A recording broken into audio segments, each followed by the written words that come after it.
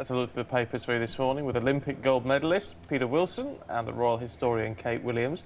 And sporting, Peter, can I say, what you can only call a Christmas sort of jumper. I've done my best. Very nice. I think not very Christmassy, and though. You've driven up from the farm this morning, haven't you? Yeah, so you've got the cows and you've got the hens there. Yep.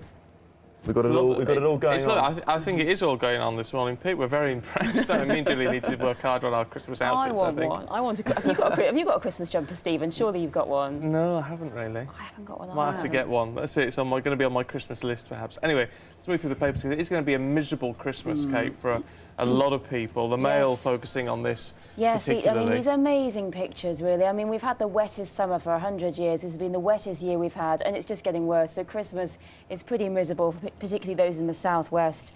You know, the trains are all down, the roads are full, people can't get home for Christmas. They're advising people on First Great Western not to travel, and there's more expected tomorrow, and certainly probably no snow, but an awful lot of rain. So, you know, I think we've suffered some pretty bad weather this. I mean, really, we always think that Britain's got very clement weather, a bit too much rain, but pretty good, pretty soft on his weather. But I think it's been a bit of suffering this year. And you know, they're saying, you know, this poor village here, Braunton in North Devon, saying it's just spent 1.2 million on flood defences, and it's completely flooded. And there they are, rowing down the middle of the high street. It's very sad listening to some of the stories. Their Christmas trees are now floating around, all their presents are ruined. It's just awful. Just before Christmas Day, I was in Venice a couple of weeks ago, and that's, you know, St Mark's Square is flooded as well there, and it's just awful to see these the beautiful churches in Venice kind of being suffering water damage, and so many of our great historic buildings are right there waiting to be flooded also. And you know, I think that buildings that have survived for hundreds and hundreds of years are going to really start declining quite fast. It's all very grim, actually, I have to say. Not so grim for Tesco executives. No, Pete. no. They're flying executive class, it would seem, which is all very nice. Yeah, it's I think quite an interesting story. Obviously, whilst everyone is struggling, I have to say, still Tesco are struggling. They've reported their first fall in profits in almost 20 years, and that's dropped by 10.5%, but still to only a mere 1.6 billion, which is a pretty penny, which is pretty good. But yeah, it's their jet bill is soaring. Their senior managers are jetting around and clearly having or enjoying the high life. On private jets as well, isn't it? 28.9 million flying senior managers it's gone up around. considerably. That's a lot of dosh, isn't it? It's a lot of money. Well, that's gone out over the last 7 years, and this year alone it's gone up to 8.99 million. I mean, it's a grim headline in one sense, but they have got stalls all over the world now. They're having real problems in the American market where they trade under another name. Well, they're talking about, presumably they have got to get about to keep a check on all these different stores in different countries. Yeah. I mean, if you're a big business like Tesco's, you know, you have to be jetting around all over the place, and it's. I suppose people will ask why on private jets. Why not just first class? Well, especially cheaper. here when it talks about Philip Clark, who expresses a preference for travelling EasyJet. So the ex-CEO doesn't really make a great deal of sense, but no. But there we go. Mind you, I have to say, if I had the chance to have an executive jet, I would probably do it. I have to admit it, Me too. Yeah. Stay with us. Lots more coming up for you, including why having a child will boost your pay packet, but only if you're a man. And the woman who eats 10,000 Brussels sprouts a year.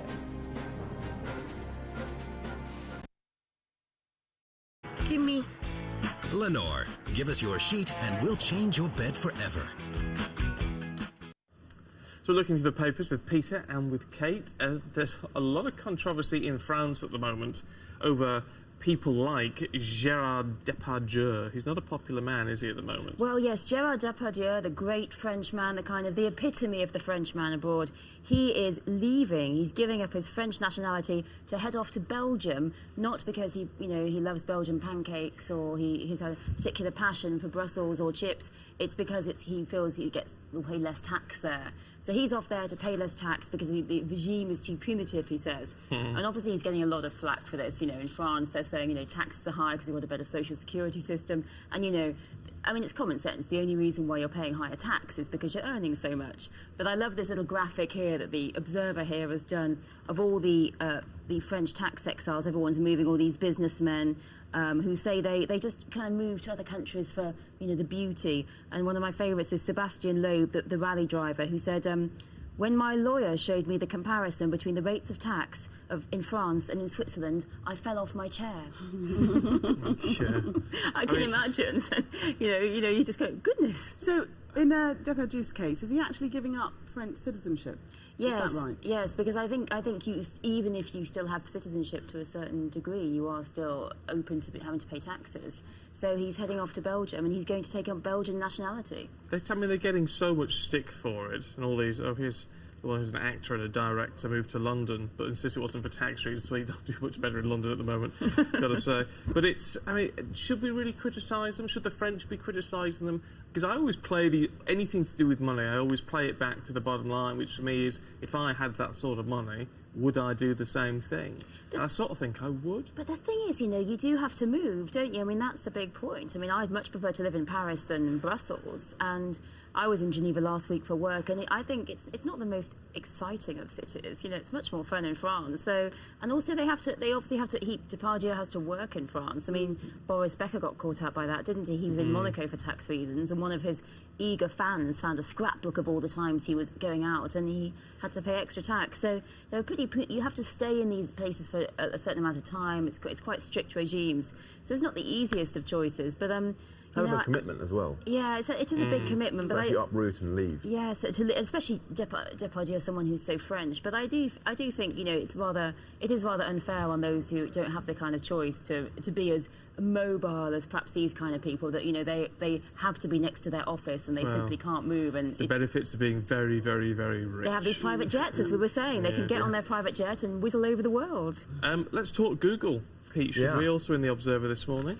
Yeah, also in the Observer. I think an interesting story. Clearly a big multinational company, and they love the Irish weather.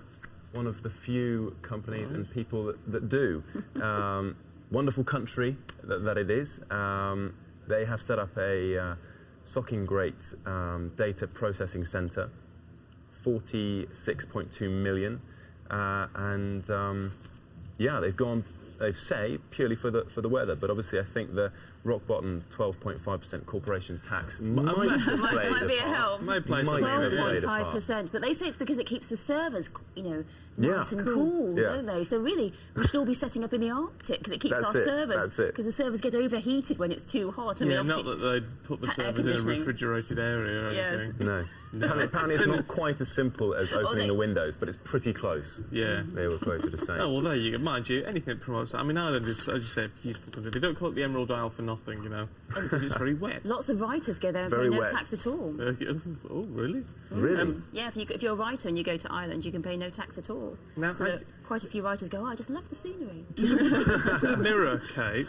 To the Mirror. I'm slightly worried about this, the Sunday Mirror, because Her Majesty will have nothing to do on Christmas Day apart from watch her own speech in 3D. In 3D. The Queen beamed into our rooms in 3D, and obviously it's a bit of a shame because she doesn't really move usually in the Queen's speech, which adds a lot to 3D. But yes, there's rather a piece here, Throne Alone, Queen to spend Christmas Day. We obviously knew Prince Harry wasn't going to be there. He's in Afghanistan, as he's serving in Afghanistan. But also Wills and Kate aren't going to be there. They're going to be with her parents in Bucklebury. So it's going to be rather quiet. It's going to be a bit of a change. And I think we're seeing here how the royal family has changed, because really previously spouses were never allowed to spend Christmas with their parents. I mean, a lot of us in this country, we alternate between different families at Christmas time. It's one set of in-laws one year, one set of in-laws the other year. Not if you're married into the royal family. You'll never see your family at Christmas again. Diana wants to see them. This has changed. William and Kate's going to her parents in Bucklebury, and it's all, as we learned from Pippa Middleton, lots of fun there, apparently. Oh, well, there you go. It's isn't it? It's quite refreshing, quite ordinary that